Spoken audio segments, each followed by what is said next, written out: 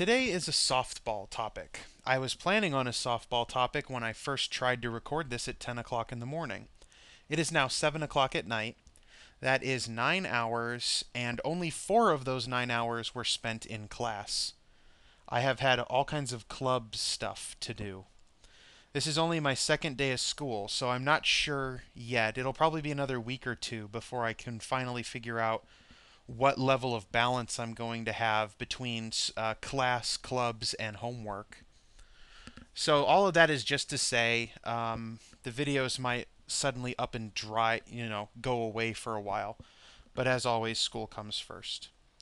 So today's a softball topic. Softball topics, I say that it just means that it's something easy. For the most part, I'm describing someone who already exists. I say someone because today's video is about Strovil the Wildmage. I have a group of characters that have been reincarnated in different forms through my role-playing career, and they've received a lot of development in that time. Strovil is one of them, but he is unique among them in that I didn't create him, at least not initially. In high school, we were going to have a sleepover at my friend Chuck's house, and Chuck was our DM back then. And he decided that he was going to make pre-gen characters so that we could get right into the action. Now, normally we would make our own characters when we would play games, but in this case he decided to make pre-gens.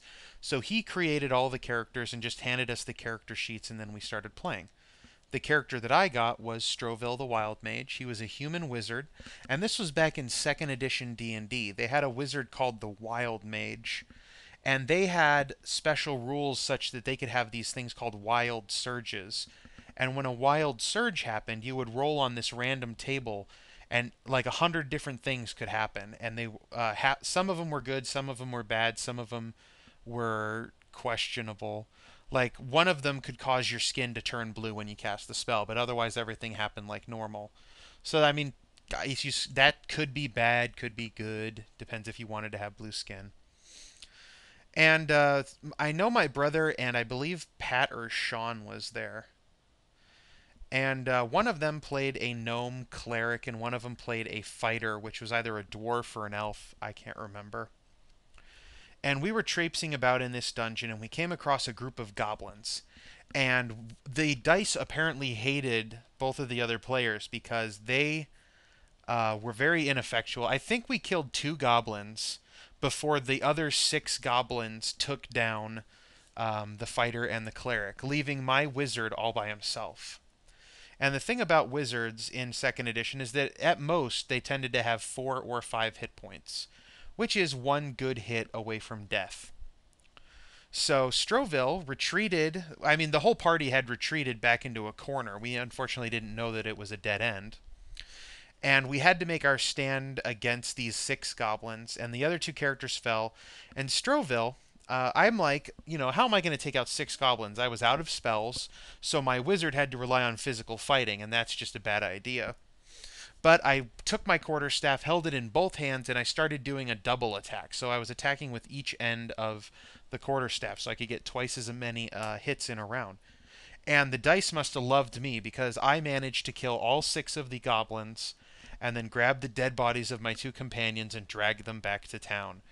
And that was the end of the adventure. We went down into the tunnels, we fought maybe 2 things, then we got destroyed by some goblins. Strovil whooped their ass and then dragged the dead bodies back. So that right there was enough for Strovil to earn a place in the mythos of Eldrick. What did Strovil do from there? I played him a couple times in games when I needed a wizard, and I decided Strovil was going to be really smart. And when I type posts, if you've ever had those riddles, I know they did them in my elementary school, where they would use very advanced vocabulary to say very simple things. It would be wonderful if I had prepared an example beforehand. But you would basically use words that are not everyday. Big words, long words, very specific words. The kind of thing where you'd have to have a thesaurus at hand to figure out what's going on. And that's how I played Strovil. I would always use things like he wasn't a wandering adventurer. He was a peregrinator. That's one example. He was incredibly intelligent, and due to his let's get past that. So when I first played him, I played him a couple other times in games that didn't really go anywhere, and he was just a really smart wizard. Then I arrived at my freeform role playing forums, and that's where a lot of his development happened. It was decided that he was researching wild magic. By now, third edition had come out and wild magic had gone away as rules, but Sean K. Reynolds, one of the 3E developers at Wizards of the Coast, made up his own wild magic rules, and so I used those as a basis. And Strovil started out with traveling from world to world wherever I decided to roleplay him. He would appear, and he had this thing called the Soluak staff. That's a weird way to say that word, but it's topped by these magic crystals. And what these crystals could do is they reflected the uh, the flow of magic in the area. So by putting his staff down and looking at these crystals, he could see the way the patterns and the colors and the lights within them moved, and thereby extrapolate the movement and flow of the magic in the area, and thereby detect areas of wild magic where spells might be dangerous to cast if you don't know what you're doing. He, as essentially a graduate student, like a PhD student of wild magic, was more uh, capable of handling these wild magic areas. And so at first he would show up and he'd find a wild magic area and he would like cordon it off to keep other wizards out to make sure that nobody got hurt on accident. And then he would conduct experiments while the wild magic existed. Wild magic being wild, the eddies and torrents of wild magic in the weave would move about, over time, suddenly appear, disappear, or shift over. So it was a kind of a full-time job. One of the realms that he joined was the Miscellaneous Magic Users Club, where everybody had their own little section of magic to master. Most of them were based on Final Fantasy spellcasting, whereas when I showed up, Strovil, being the wild mage and being this weird esoteric figure, happened to follow the D&D style of magic, so it actually worked out rather well that way.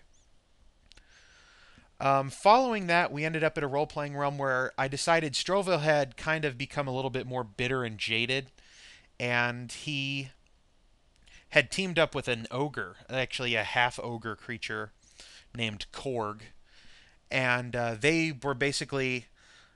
he had found a couple places of wild magic in the area, and he and Korg would rob people. He considered it just taking a toll to help fund very useful research, who would cross a bridge. And he had this little life of crime going on for a while, and there was some good role play between him and Korg. He was constantly trying to teach Korg and make Korg into something a little bit more intelligent. Korg could not speak words more than one syllable, kind of the exact opposite of what Strovil was. So Strovil was constantly using these large words, and Korg had no idea what was going on, because he couldn't even speak Strovil's name, because Strovil has two syllables.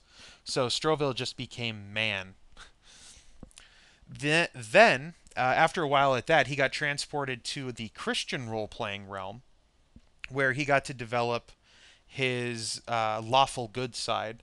I decided to ease up a bit on his lawlessness, and he became a figure that he was before then, a very altruistic person who is absorbed by his studies but also desires to be helpful to the world. So he kind of fell into that jaded territory, then came back out of it. And that's sort of where he was a while back when I played him a couple more times in D&D again. And that is kind of his progression, I should say.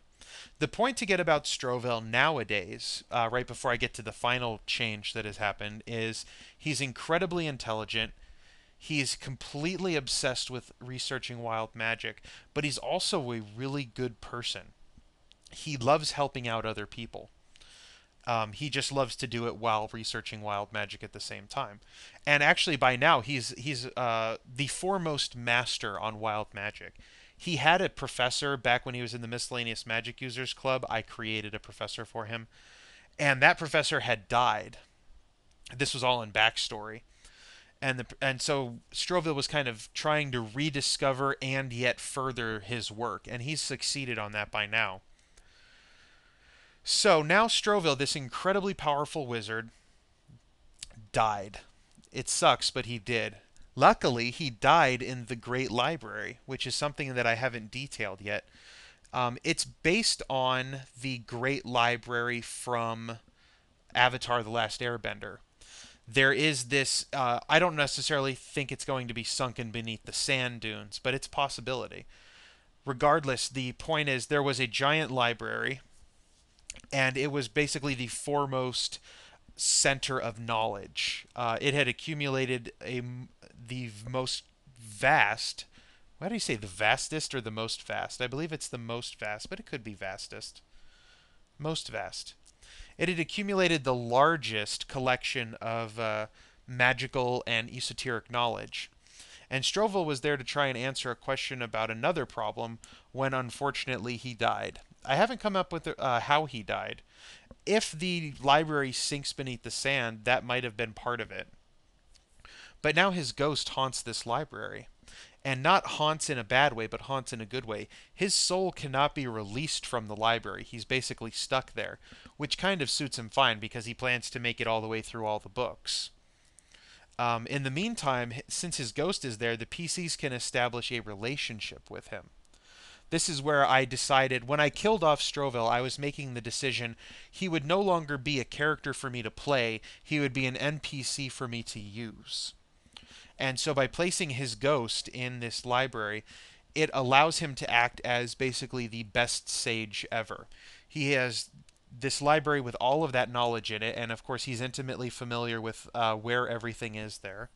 He's a ghost, so he's never going to die or go away. I can use him as often as I want.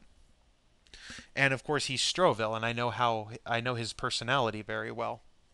Oh, by the way, Strovil looks kind of like this. This is the picture. This is not the picture of Strovil that I wanted. I can't find it. I think it's on my old laptop, which is what I posted on when I was back in those role-playing forums. I was using this picture, which is Jace from Magic the Gathering, just because it's a wizard. But yeah, when I made up Strovil at first, I was trying to specifically make up a typical like a stereotypical wizard.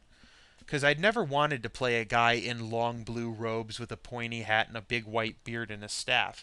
And with Strovil, after he was created, but like I said, by my friend, when I got him, that's how I described him. And he looked like that, kind of like this, not quite so heavy on the beard and mustache. But one of the early experiments that he did when he was learning wild magic from his teacher was one of the wild magic surges caused his hair to go white. And so even from a young age, when he was in his early 20s, his hair went from brown to stark white. So he always looks older than he actually is, which is okay because it helps explain why he knows so much and seems so wise about it. I think that's all I wanted to say about Strovil. The important part was that now he is a ghost who haunts a library, and he's still a good guy, so he's very willing to help PCs. And because he's so interested in knowledge and everything, that allows you to spur further adventures. You can, if the PCs come to ask him questions, you can divulge information to them in an in-game way that makes sense. Always important. And if the PCs keep coming to Strovil and, trying to not do it on their own, they're like, hey, we got this guy, we can just keep going and asking him all the time. Strovil can then he can then, what's the word I want here? It's like spark, but I can say spark. He can spark further adventures by sending them out. He's like, okay, I can give you that knowledge, but actually I'd like you to do something for me as well. And now suddenly they have to go do something in order to get the knowledge to do something else. It keeps the whole game running. So that's Strovil. Strovil also had a pseudo dragon, which is pretty much what that looks like. They're these small dragons. They've got a stinger on their tail, and that was kind of cool. There's another dragon around his feet. That's awesome too. I got rid of the pseudo dragon later because I didn't like the idea. I actually gave it to another character who we'll describe another time. I made a list, I'll put it up at some point, of a number of different topics that I have planned to talk about, and if anything interests people, that's what I'll talk about. And someone mentioned on the last video they wanted me to describe what I'm going to do with those two statues. I haven't decided yet, but when I do, I will definitely make a video about that. Bye bye.